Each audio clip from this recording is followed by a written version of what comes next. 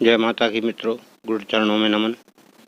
मित्रों, आज आपको हम बताएंगे कि कौवा के अंडे बच्चे जिस घोंसले में रहते हैं उस घोंसले से आपको क्या प्राप्त हो सकता है और उसे कैसे करना चाहिए। मित्रों, मैं आपको स्वयं को अपना अनुभव सुनाता हूं और उस अनुभव के द्वारा ही आप जो समझ पाएँ वह ग्रहण करें।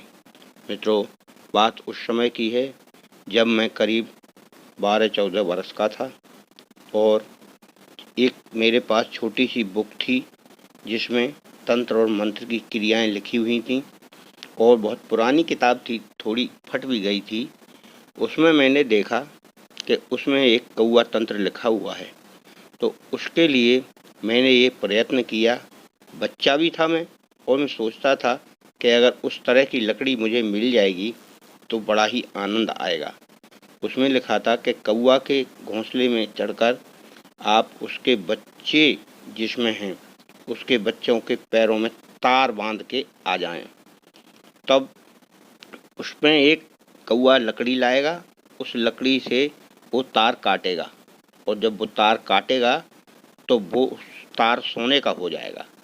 ये उसमें लिखा हुआ था।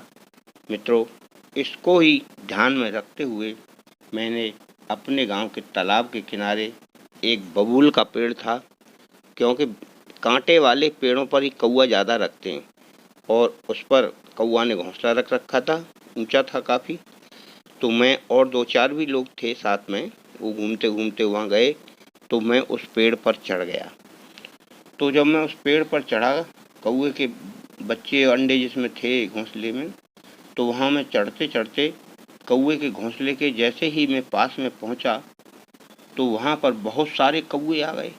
इतने कौवे आ गए कि उन्होंने मेरे मुंह में पंजे मार, चोंच मार, पंजे मार, चोंच मार। मुझको उस घोंसले तक उन्होंने पहुँचने नहीं दिया। अब उसमें अंडे थे या बच्चे थे या नहीं थे, ये तो बात की बात है, परंतु मैं काफ़ी प्रयत्न करने के बाद भी उस कौवे के घोंसले तक नहीं पहुँच पाया।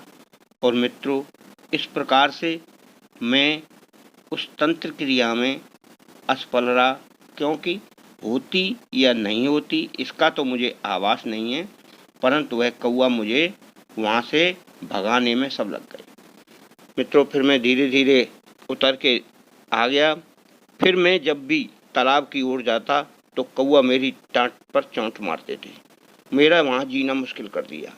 कौवों ने इतना पहचान लिया मुझको, आए और चुपचाप मेरी मुंह पे पंजे चोंच मार के भाग जाते थे। मैं बहुत परेशान हो गया मित्रों। फिर जब मैंने वो घर छोड़ा, यानी इधर उधर पढ़ने के लिए गया, तब उन कौवों ने मेरा पीछा छोड़ा।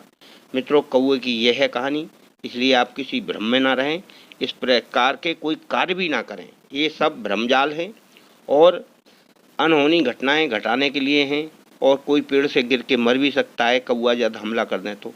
मित्रों, जय माता की। सही कार्य करें, उसका परिणाम अच्छा होगा।